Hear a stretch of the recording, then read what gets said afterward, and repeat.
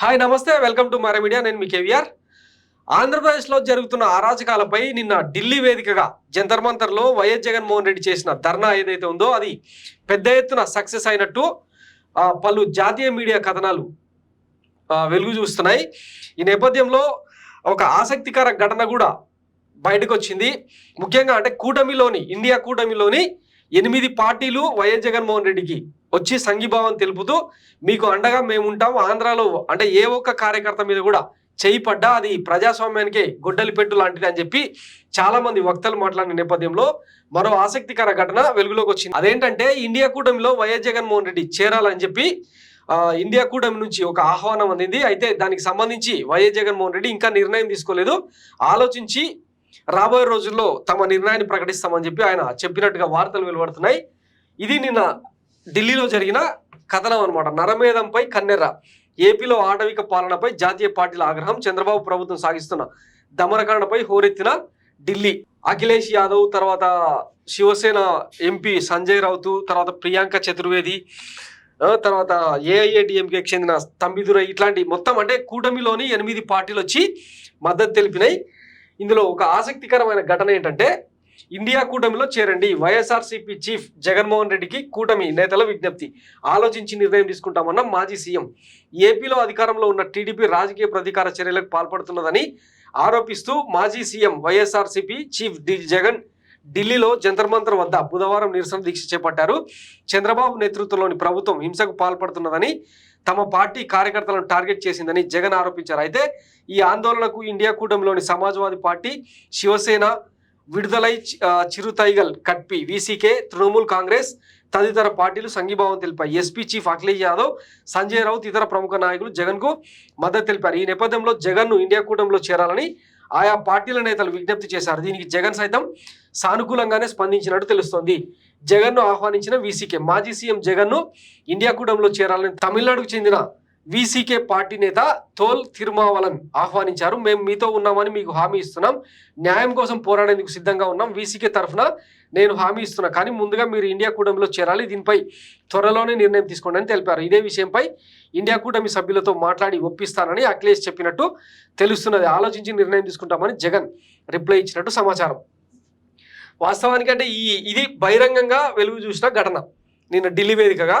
అంటే కొంతమంది నేతలు ఆ సభాముఖంగానే ఇండియా కూటమిలో చేరాలని ఓపెన్ స్టేట్మెంట్ ఇచ్చారు, బాగానే ఉంది. కానీ ఈ గ్యాప్లో అంటే ఈ అరాచకాలు జరుగుతున్న క్రమంలో ఆంధ్రప్రదేశ్లో కూటమి సర్కార్ కొలువైన క్రమంలో వైఎస్ జగన్మోహన్ రెడ్డి పలు దఫాలు బెంగళూరు వెళ్ళి యలహంకలోని ఆయన ప్యాలెస్లో ఉంటూ కొంతమందితో సీక్రెట్గా మంతనాలు జరిపిన సంగతి మనం గతంలోనే ఒక వీడియోలో చెప్పినాం.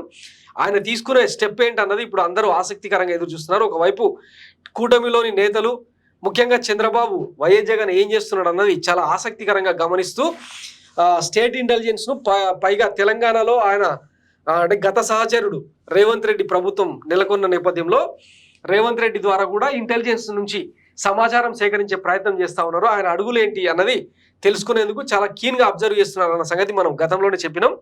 అయితే బెంగళూరు వేదికగా పలు జాతీయ పార్టీలతో, పలు ప్రాంతీయ పార్టీలతో వైఎస్ జగన్మోహన్ రెడ్డి సుదీర్ఘ మంతనాలు జరిపినట్టు తెలుస్తూ ఉన్నది. ఈ నేపథ్యంలో ఆయన ఇండియా కూటమిలో చేరేందుకు దాదాపు నిర్ణయం తీసుకున్నట్టు గతంలోనే వాదనలు వినిపించినాయి. అయితే ఎవరు కూడా బయటకు చెప్పలేదు, ఎందుకంటే ఈ పచ్చపత్రికలన్నీ కూటమి సర్కార్కు భజన చేసే కార్యక్రమంలో ఉన్నాయి. పైగా చంద్రబాబు నాయుడు రాష్ట్రంలో గత సర్కారు చేసిన తప్పొప్పుల మీద శ్వేతపత్రాలు ఇవన్నీ బయటపెట్టే క్రమంలో ఈ వార్త ఎక్కడ హైలైట్ కాలేదు. కానీ వాస్తవంగా వైఎస్ జగన్మోహన్ రెడ్డి ముఖ్యంగా దేశం మొత్తంలో 29 రాష్ట్రాల్లో ఈవీఎంలో జరిగిన మార్పు తీర్పు ఏదైతే ఉందో దానికి అతిపెద్ద బాధితుడిగా ఈరోజు జగన్ దేశం ముందు నిలవబోతున్నాడు అనమాట. రాబోయే 6 నెలల్లో ఈవీఎం ట్యాంపరింగ్ మీద, ఈవీఎం మ్యానిపులేషన్ మీద, వచ్చే ఎన్నికల నాటికి ఈవీఎంలు లేకుండా బ్యాలెట్ లేదంటే దానికి ఏదైనా ఆల్టర్నేటివ్ కోసం అందరు నేతలు కూడా ప్రయత్నం చేస్తున్న తరుణంలో వైఎస్ జగన్మోహన్ రెడ్డి కీలకంగా మారుతున్నాడు అన్నది మనకున్న అంచనా. సో ఇప్పటికే పార్లమెంటు వేదికగా ఆర్ఎస్ఎస్ మీద ఉన్న బ్యాన్ కూడా బీజేపీ ఎత్తేసింది. ఈ నేపథ్యంలో ఆర్ఎస్ఎస్ బీజేపీ ఎన్డీఏ కూటమి మీద పెద్ద ఎత్తున పెత్తనం చేసేందుకు రెడీ అవుతున్నదన్న సంకేతాలు కూడా వెలువడుతున్నాయి. దీనికి తోడు మన బడ్జెట్లో చూసినాం కదా, బీహార్కు 26,000 కోట్ల అలొకేషన్ అంటే నిధులు కేటాయించారు. రోడ్లు, భవనాలు ఏవేవో వచ్చే అసెంబ్లీ ఎన్నికల నేపథ్యంలో బీహార్లో పాగా వేసేందుకు అది బీజేపీ తీసుకున్న నిర్ణయం కావచ్చు, అది వేరే సంగతి. ఇక ఆంధ్రప్రదేశ్లో అమరావతికి 15,000 కోట్ల రూపాయలను అరేంజ్ చేస్తామని చెప్పి ఇక్కడ చంద్రబాబును కూడా దువ్వే ప్రయత్నం చేస్తోంది ఎన్డీఏ సర్కారు. సో కూటమికి కీలక భాగస్వాములుగా వ్యవహరిస్తున్న జేడీయూ అండ్ టీడీపీకి రెండింటికి కూడా పెద్ద ఎత్తున నిధులు సమీకరించారు, నిధులు అలొకేట్ చేశారన్న చర్చ దేశవ్యాప్తంగా జరుగుతున్న నేపథ్యంలో జాతీయ స్థాయిలో దాని మీద కూడా పెద్ద ఎత్తున విమర్శలు వెల్లువెత్తున్నాయి. ఎన్డీఏ కూటమి వ్యవహారాల మీద తీవ్ర దుమారం రేగుతుంది. ఈ నేపథ్యంలో ఈ పరిణామాలన్నీ కూడా ఆర్ఎస్ఎస్ భరించలేకపోతుంది.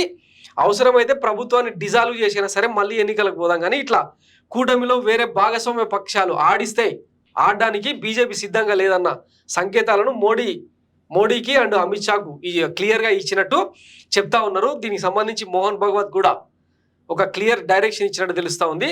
సో మొత్తం మీద ఆర్ఎస్ఎస్ భావజాలం దేశంలో నడవట్లేదు, అధికారం కోసం మాత్రమే తాపత్రయం కనిపిస్తుంది మోడీ షాలో అన్న కంక్లూజన్కు ఆర్ఎస్ఎస్ వచ్చినట్టు తెలుస్తుంది. ఈ నేపథ్యంలో కేంద్రంలో ముఖ్యంగా ఎన్డీఏ కూటమి ఎన్ని రోజులు మనుగడ సాగిస్తుందన్నది గ్యారంటీ లేదు. ఇప్పటికే లాలూ ప్రసాద్ యాదవ్, మమతా బెనర్జీ లాంటి వాళ్ళు త్వరలోనే ఎన్డీఏ కూటమి కూలిపోతుందని చెప్పి ఓపెన్ స్టేట్మెంట్స్ కూడా ఇచ్చిన సందర్భాన్ని మనం చూసినాం.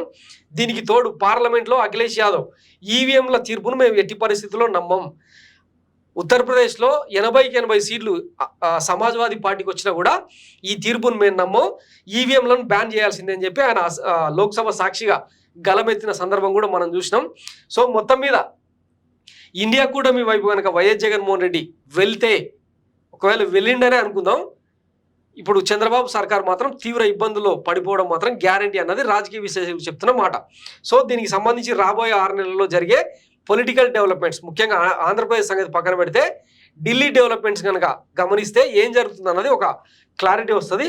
చూద్దాం మరి ఏం జరుగుతుందన్నది. Thanks for watching my media. నేను మీ కేవీఆర్. Thank you.